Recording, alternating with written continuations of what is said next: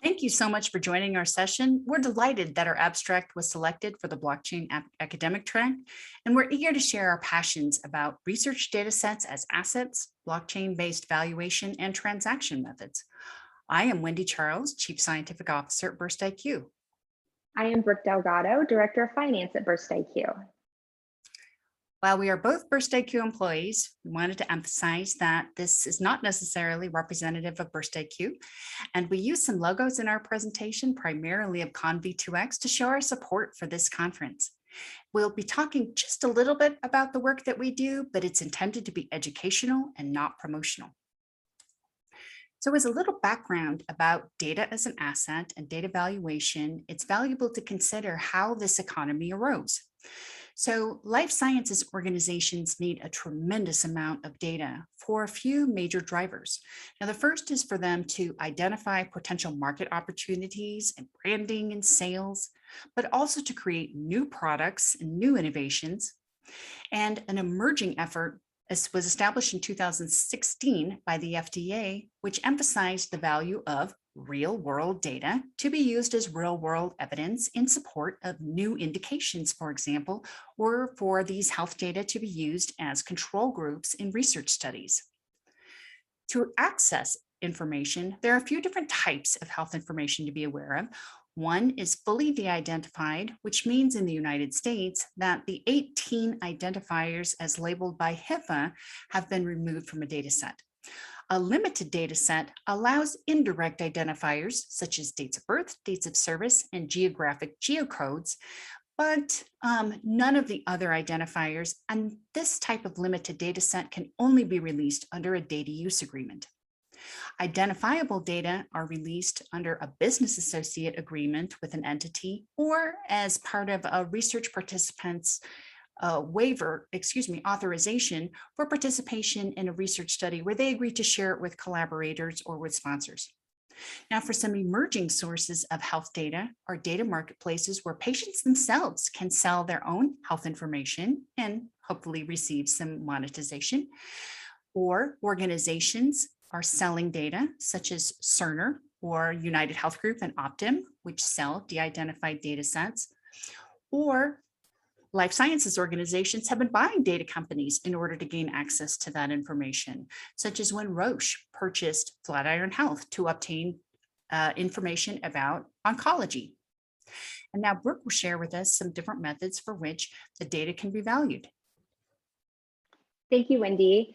We are talking about data sets as assets. And when doing so, we want to remember that there are two kinds of ways to value assets. There's assets as it provides value to you as an organization, but there's also assets that are on the balance sheet of a company's financial statements. For the purpose of this presentation, we're specifically talking about the assets that bring value to you as an organization. Wendy was just talking about marketplaces, and in marketplaces that will tell us what the fair market value of an asset is. It's just what someone is willing to pay for a data set or a data set asset. When you're determining the value of data internally, you can look at three approaches. You can look at the market approach, the cost approach, and the income approach. The market approach says, what does a similar data set sell for on the open market? And that will help you determine the value of the data set you have in your organization. There's also the cost approach. This is how much did it cost the organization to accumulate the data? This includes the R&D costs and preparation costs. The income approach is wanting to know how much is the revenue generated by this data bringing into your organization. And utilizing all of these approaches can help you determine what the value of data is to your organization and the fair market value. Some considerations to have when you're determining your valuation is the demand for the data. If there's a high demand, there's going to be a higher price. You also want to look at historical costs. What does the historical value of the data tell you about the data in your company? The replication costs. If data is lost or needs to be replicated again in the future, you may not have to repeat some of the original costs, such as R&D and original preparation costs that were occurred. Next, I'm going to talk about some factors that can influence data value as you're valuing it for your organization. Some variables, for example, are number of records and age of data. Both of those will determine the value of your data. Wendy talked earlier about identified and de-identified data. In life sciences, identified data can be more valuable because you could then target and recruit individuals for specific research. We have raw data and clean data. Raw data is data in its original form that has not been quality controlled or cleaned. The process for cleaning data can be costly, which can add value to having clean data. All data valuations are based on assumptions, and we need to assume certain things in order to determine the valuation. We need to know how many people are going to adopt the data, not just externally, but internally in your organization. What's the growth rate of that adoption? And what are the future cash flows we think will be generated from having this data in our organization? We talked about data on the open marketplace. We talked about data valuable internally as an organization, but there's also another valuation out there, and that's the value of data on the dark web. So social security numbers, for example, are selling for about $5 a piece on the dark web. Medical records can sell anywhere from $1 to $1,000, depending on how complete that electronic health record is. And there's also corporate information such as intellectual property and emails that are out there on the dark web that are bought and sold. All of this creates value. We want to give you an example now of a life sciences example of how health data for services is used. In this example, we have a medical center that has raw data. They're taking that raw data and de-identifying the patient, and then sending it to a life sciences company to create algorithms and analytics, and then the life sciences company is sending it back to the medical center. A lot of value has been created in that exchange. So you want to put together a few of the valuation approaches in order to determine the fair market value. For the market approach on the medical centers approach, the market approach you can look at what does de-identified value of de-identified data trade for on the open market today. For the cost approach, you can look at what were the costs associated with cleaning and de-identifying that data. On the life sciences company side, you can look at the market approach. They're using research tools that they provide to medical centers and other commercial entities. What's the value of those resources that they're using for the data that they're sending back to the medical center? All of those combined can be helped to determine the fair market value. We do want to give credit of this example to Rick Schwartz and his colleagues. He presented this example during a presentation in 2020 that we thought was worth repeating here today. Wendy, I'll hand it back to you to talk about how blockchain plays a role in data valuation. Thanks. Blockchain is used as a backend technology for many of these data marketplaces in order to enable many of those features that we are very fond of when using blockchain today. This is only a sampling of blockchain-based data marketplaces that are already in existence, and they each offer something a little different. So for example, BurstIQ offers automatically the ability to perform data modeling and graph modeling as part of these data analyses to perform more insights, whereas others share values with patients or create tokens as part of the data exchange. Again, this is just a sampling, but it's encouraging to see how much development there has been in the blockchain-based data marketplace. So when we go into considerations in just a moment, we thought it was helpful to first go through an example that you're probably familiar with. So in 2018, Google partnered with Ascension Health, which is a large healthcare network based in Missouri, to exchange information for algorithms. So Ascension Health agreed to share complete health records for its 50 million members with Google, who designed algorithms in return. And when patients checked in for their visits, their information was collected, and a lot of identifiable information was shared with Google, including their health records, for Google to provide services to the health organization. The concern that arose from this relationship was that patients were not aware of this relationship, nor were the providers. In fact, it raised so much controversy that the leaders of these two organizations had to submit to a congressional investigation and explain how they were still protecting patients' rights and their health information. This was done all legally under a business associate agreement, which leads to our consideration that what is legal is not always ethical. And among those ethical considerations that we encourage you to consider for data exchanges and marketplaces is what can be the perception of the exchange and whether this is something that individuals could have anticipated under the informed consent terms or within the privacy policies that organizations set in order to protect the health information. Were patients given control or visibility? Is another thing that you should consider as to how you design a data marketplace. Of course, there are many health regulations that apply depending on the country. In the United States, we have to adhere to the HIPAA privacy and security rules, but there can be other privacy legislation in other jurisdictions that also protect the health information. And in the US, we have to make sure to avoid concern about the Stark law, and anti-kickback laws, which prevent payments to go to physicians for promises of referrals.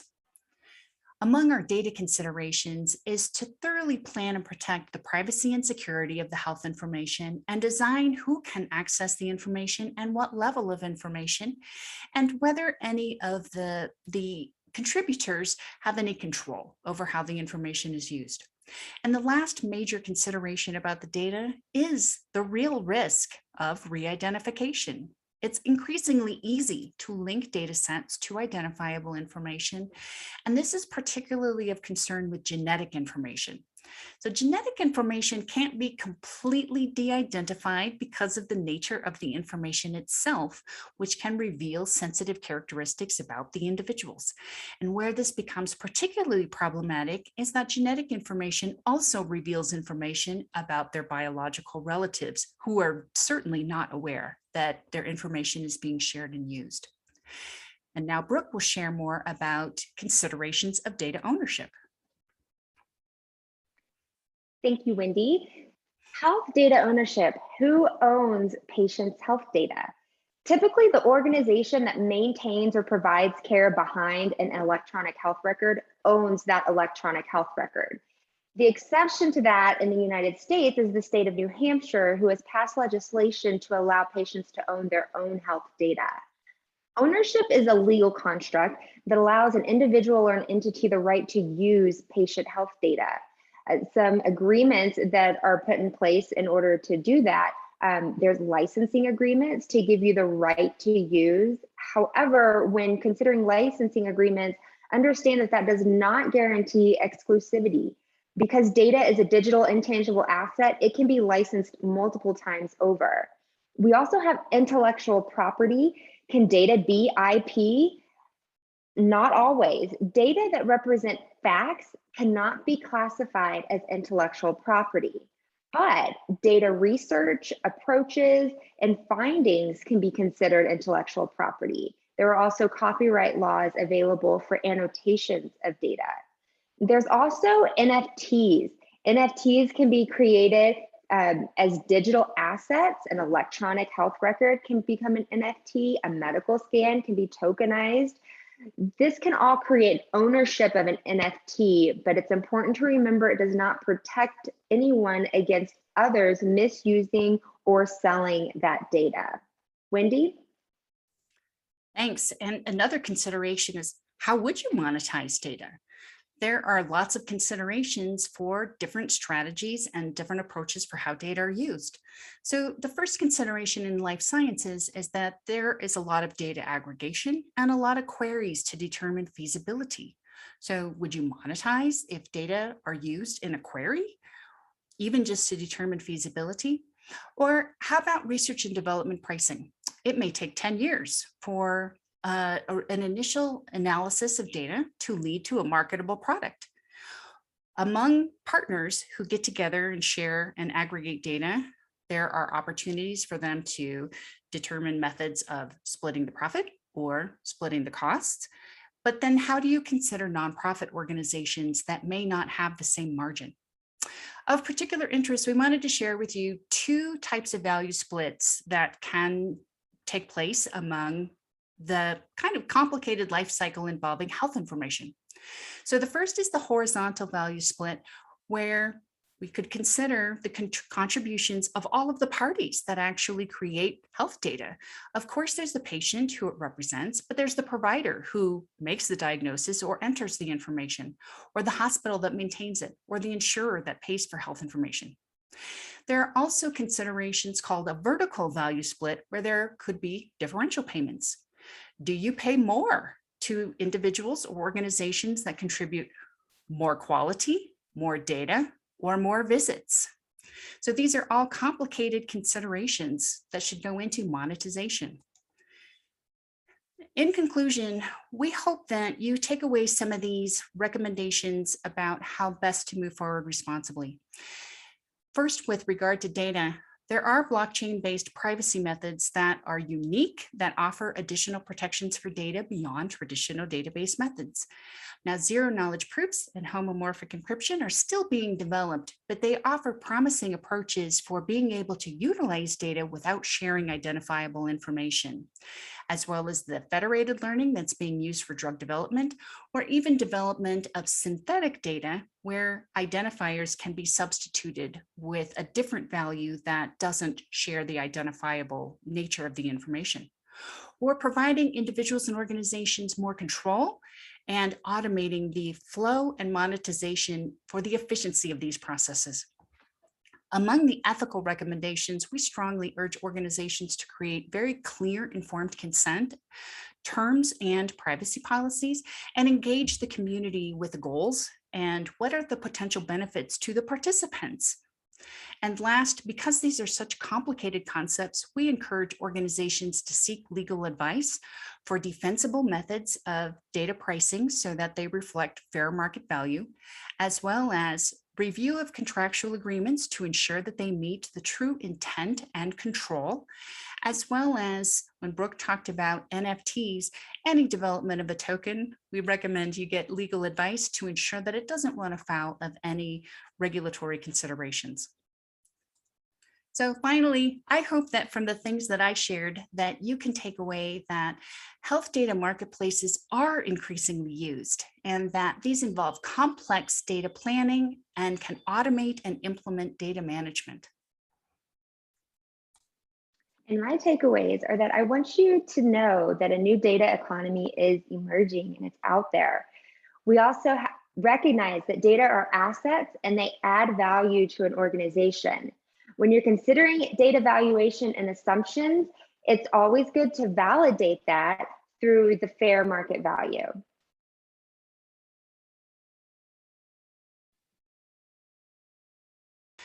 Thank you for watching our presentation. We provided our email addresses so that you could reach out to us afterwards. Please do contact us with questions or a desire to continue the conversation. We wish you all the best practices as you consider data assets and monetization.